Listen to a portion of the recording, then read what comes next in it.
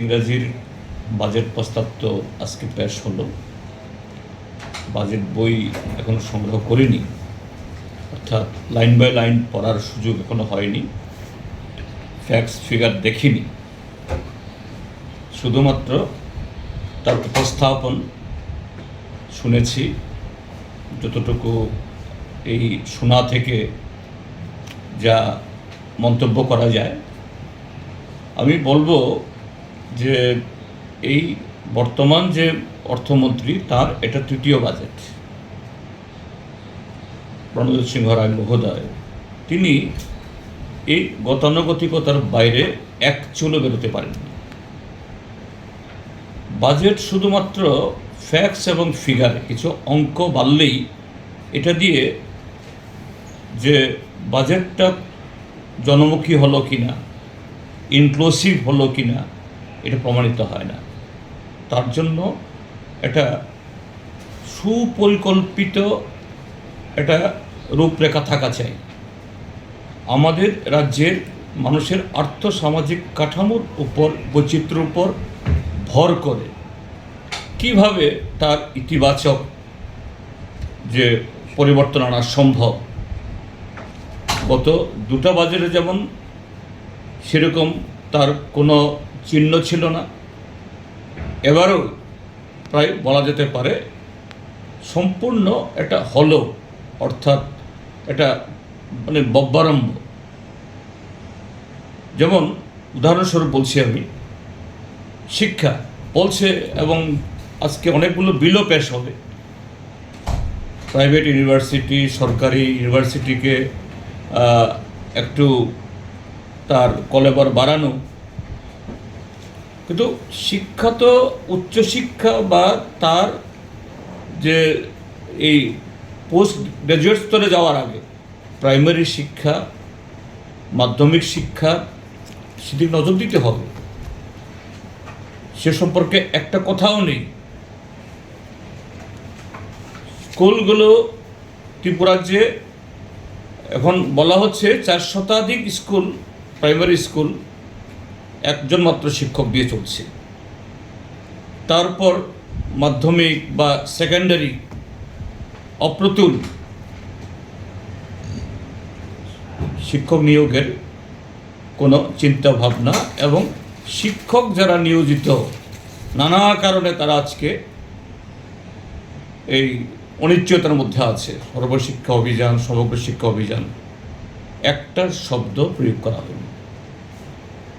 2, হ্যাঁ, কৃষি সম্পর্কে অনেক কথা বলেছে, যেহেতু কৃষিমন্ত্রী খুব সিনিয়র মোস্ট, তাদের মধ্যে সবচেয়ে বেশি ভোকালও। তিনি অনেক সেখানে কি বলে এই নানা ধরনের পাতা পল্লব যুক্ত করিয়েছেন। কিন্তু বেসিক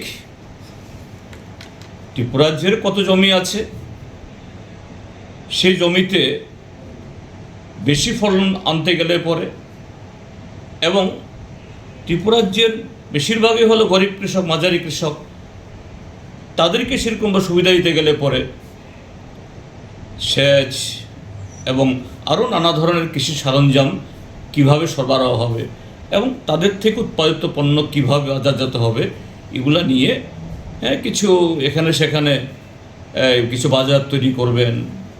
আর মুখ্যমন্ত্রী স্পেশাল যোজনা নামে কিছু বলা হয়েছে, কিন্তু তার কোনো সার্বিক পরিকল্পনা ইত্যাদি কিছুই নেই। কর্মসংস্থান, হ্যাঁ, আমরা বলি যে সমস্ত বেকার যুবকদের সরকারি কাজ দেওয়া সম্ভব না। সরকারি বেসরকারি উভয় ক্ষেত্রেতেই ম্যাক্সিমাম পসিবল তার সুযোগ তৈরি করা দরকার। সেখানে যে ভ্যাকান্সিসগুলো আছে, এই ভ্যাকান্সি কীভাবে পূরণ হবে, একটা শব্দ বেকারদের সম্পর্ক নেই। ঠিক তেমনি যে বেসরকারি ক্ষেত্রেতেও কর্মসংস্থানের উপায় কীভাবে শুরু হবে এবং সেই জায়গাতে সরকারি উদ্যোগ বা সরকারি অংশগ্রহণ কি থাকবে, ওই কেন্দ্রীয় প্রকল্পের কিছু বাগাড়ম্বর ছাড়া কোনো বক্তব্য নেই।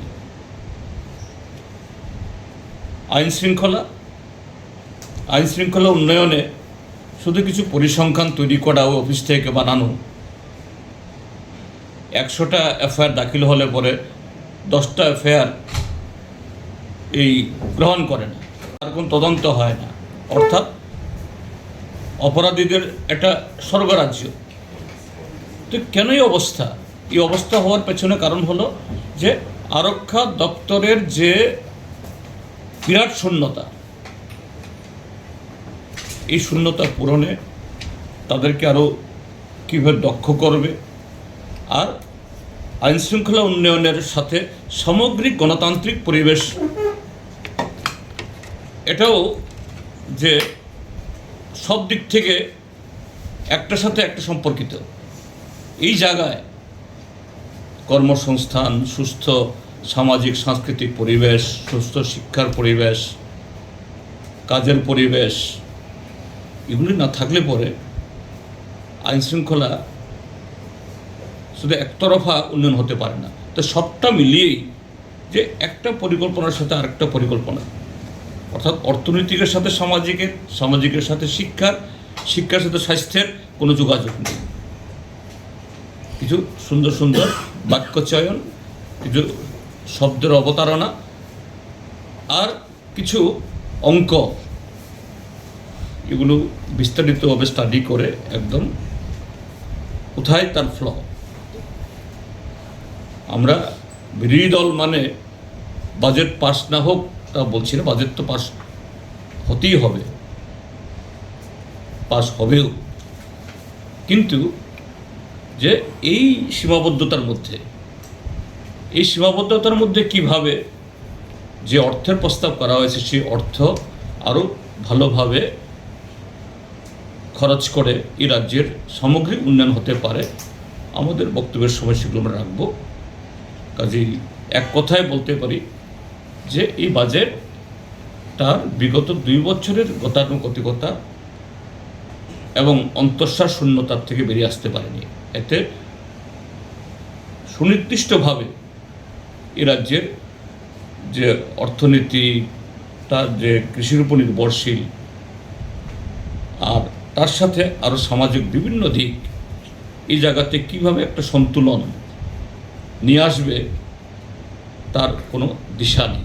এটা দিশাহীন, বিক্ষিপ্ত, জোড়াতালি দেওয়া এটা বাজেট, এটুকুই আপাতত যা শুনেছি তা থেকে আমার অবজারভেশন।